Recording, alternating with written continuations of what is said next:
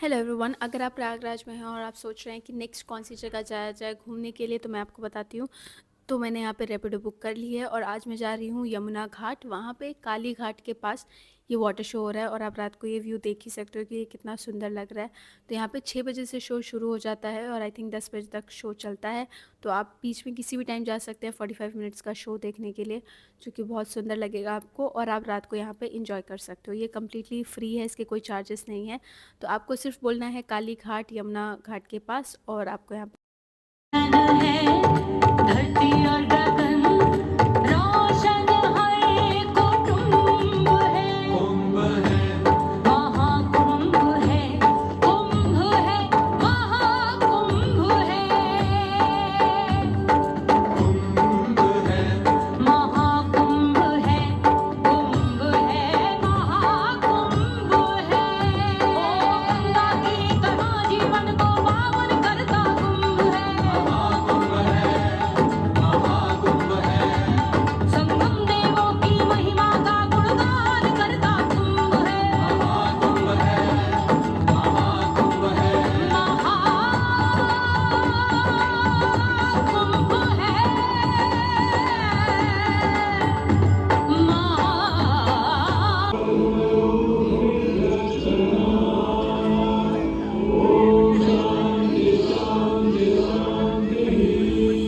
सहायता हेतु यहाँ पर आई हूँ।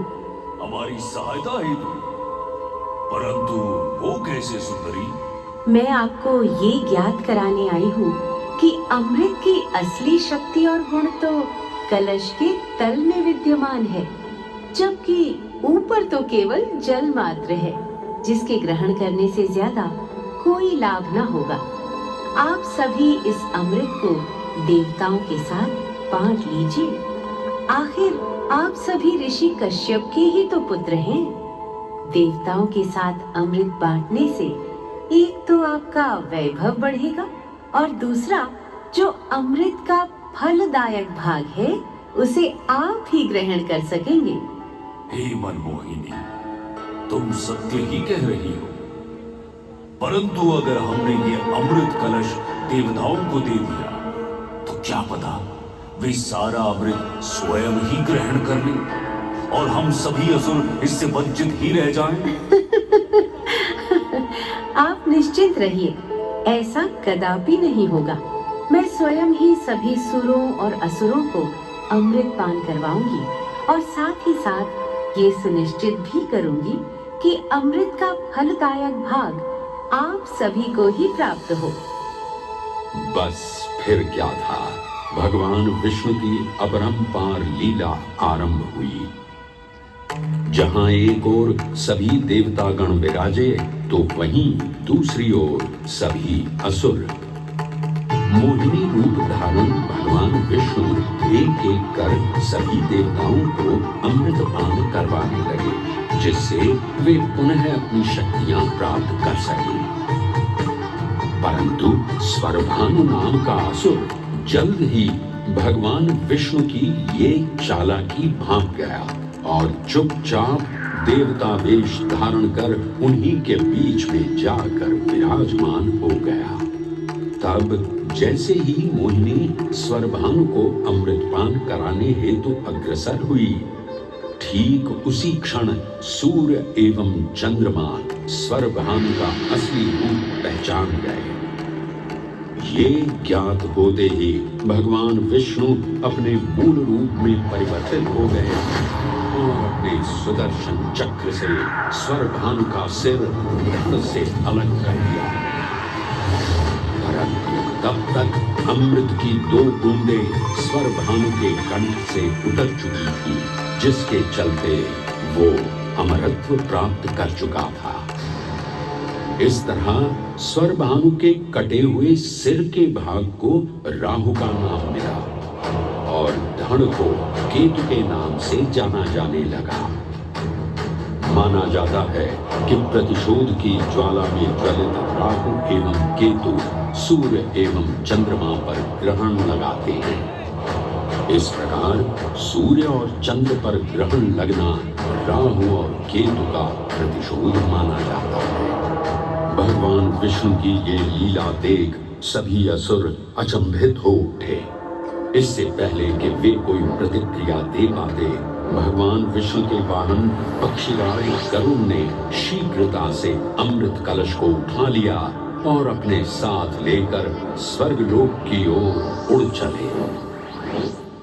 कहते हैं पक्षीराज की इस यात्रा के दौरान पृथ्वी पर 4 जगह अमृत की कुछ बूंदें छलक कर गिर पड़ी थी और इन बूंदों से उन नगरों की नदियों के पानी में अमृत जैसे गुण आ गए थे। वे 4 स्थान हरिद्वार, प्रयाग, उज्जैन एवं नासिक हैं और यही कारण है कि इन 4 नगरों में कुंभ का पर्व मनाया जाता है। ऐसी भी मान्यता है कि एक दिव्य दिवस एक सांसारिक वर्ष के बराबर होता है और पक्षीराज गरुड़ की यात्रा में 12 दिन लगे थे। इसीलिए हर 12वें वर्ष में कुंभ पर्व मनाया जाता है।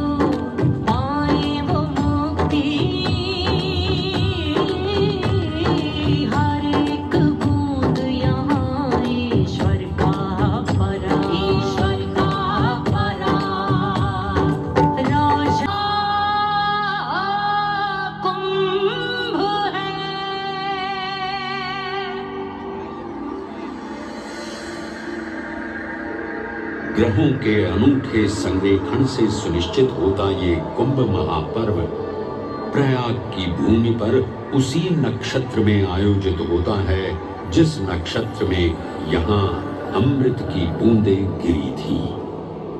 गणनाओं के अनुसार जब बृहस्पति वृषभ राशि में और सूर्य चंद्रमा मकर राशि चक्र में प्रवेश करते हैं तब प्रयागराज में कुंभ पर्व आयोजित किया जाता है।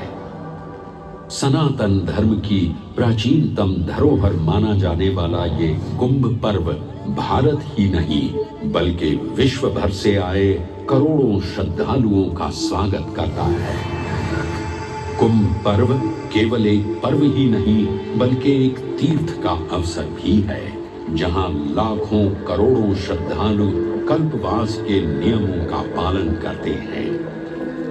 पौष पूर्णिमा से लेकर माघ पूर्णिमा तक चलने वाले कल्पवास के दौरान तीर्थालु सांसारिक सुखों को त्याग कर तपस्वी संतों की तरह कुटिया में रहते हैं। उनकी दिनचर्या ब्रह्म मुहूर्त में गंगा स्नान से शुरू हो संध्या वंदना और भजन कीर्तन जैसे आध्यात्मिक कार्यों के साथ रात्रि तक समाप्त होती है। श्रद्धालु दिन में केवल एक ही बार भोजन ग्रहण कर मानसिक रूप से धैर्य, अहिंसा और भक्ति भाव में लिप्त रहते हैं। ऐसी मान्यता है कि जो कल्पवासी मोक्ष की अभिलाषा लिए कुंभ पर्व में कल्पवास के नियमों का पालन करते हैं उन्हें मोक्ष अवश्य ही प्राप्त होता है। पारंपरिक रूप से इस आध्यात्मिक पर्व की औपचारिक शुरुआत का श्रेय 8वीं शताब्दी के हिंदू दार्शनिक और संत आदि शंकराचार्य को दिया जाता है। उन्होंने न केवल 4 पवित्र मठों पुरी, श्रृंगेरी, द्वारका और बद्रीनाथ की स्थापना की थी बल्कि सन्यासी परंपरा को जीवित रखने हेतु 10 नाम सन्यासी व्यवस्था का गठन भी किया था, जिसके अंतर्गत निर्माणी, अटल, निरंजनी, आनंद, जूना, आवाहन और अग्निसात नामक 7 अखाड़े निर्मित हुए। आदि शंकराचार्य का उद्देश्य शास्त्रों के ज्ञान को आपस में साझा कर सनातन धर्म के दार्शनिक आधारों को सुदृढ़ और परिपक्व करना था। अतः धर्म की सभी शाखाओं को संगठित रखने हेतु आदि शंकराचार्य ने प्रयाग की भूमि पर कुंभ पर्व को पुनः आयोजित किया। आज के इस दौर में कुंभ पर्व की महत्ता का अनुमान इसी बात से लगाया जा सकता है कि यूनेस्को द्वारा मानवता की अमूर्त सांस्कृतिक विरासत की प्रतिनिधि सूची में इस पर्व को शामिल किया गया है।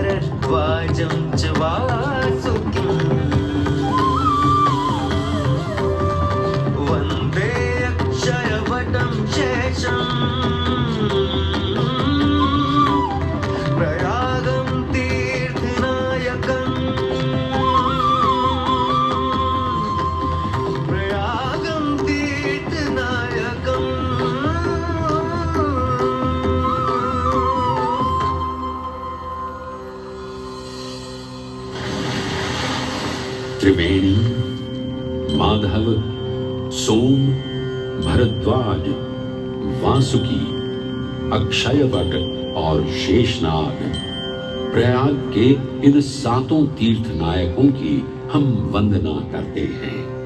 परंतु उक्त 7 तीर्थ नायकों में वेणी माधव का ही प्रमुख स्थान है। त्रिवेणी संगम में स्नान के साथ साथ श्रद्धालु वेणी माधव मंदिर में दर्शन कर भगवान विष्णु का आशीर्वाद भी प्राप्त करते हैं। मान्यताओं के अनुसार वेणी माधव इलाहाबाद किले के परिसर में स्थित पातालपुरी मंदिर में एक पवित्र अक्षयवट वृक्ष के पत्तों पर एक बालक के रूप में विश्राम करते हैं।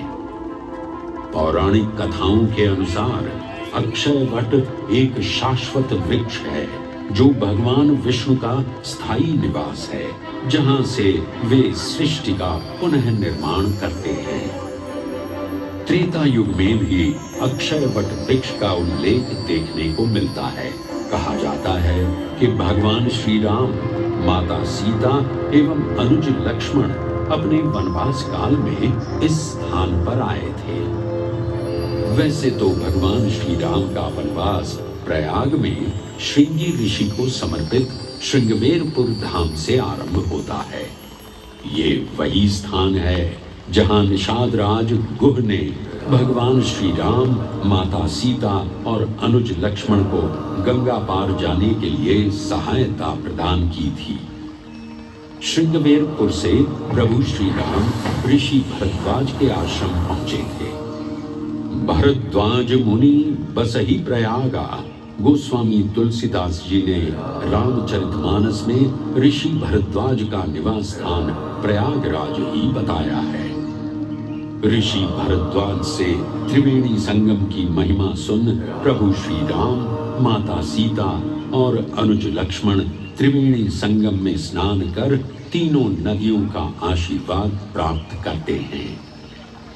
इसी कड़ी में एक प्रचलित कथा के अनुसार संगम तट पर ही माता सीता ने प्रभु श्री राम से महादेव और परम शक्ति मां पार्वती की आराधना करने की अपनी मनोकामना को व्यक्त किया था, जिसके उपरांत प्रभु श्री राम ने यमुना तट पर भगवान भोलेनाथ और मां पार्वती को समर्पित एक मंदिर का निर्माण करवाया था, जिसे आज हम मनकामेश्वर मंदिर के नाम से भी जानते हैं। त्रेता युग में स्वयं प्रभु श्री राम ने माता सीता के साथ इसी मंदिर में भगवान शिव एवं मां पार्वती की पूजा अर्चना कर उनसे आशीर्वाद प्राप्त किया था।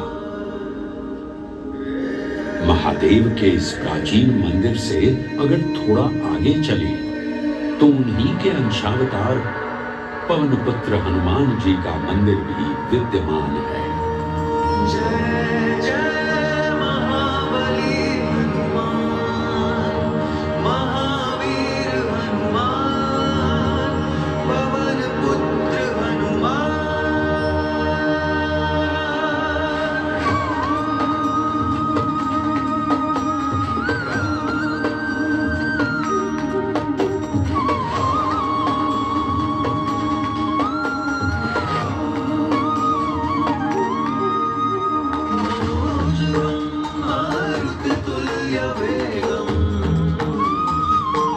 That's it for today. मिलती हूँ आपको अगली वीडियो में, तब तक के लिए डोंट फॉरगेट टू सब्सक्राइब। उसके बाद हम जाएंगे नेक्स्ट कहाँ पे खाने पीने, वो सारी चीज़ें मैं आपको बताने वाली हूँ नेक्स्ट वीडियो के लिए। तब तक के लिए bye bye and don't forget to subscribe ताकि आपको सारी अपडेट मिल सके महाकुंभ।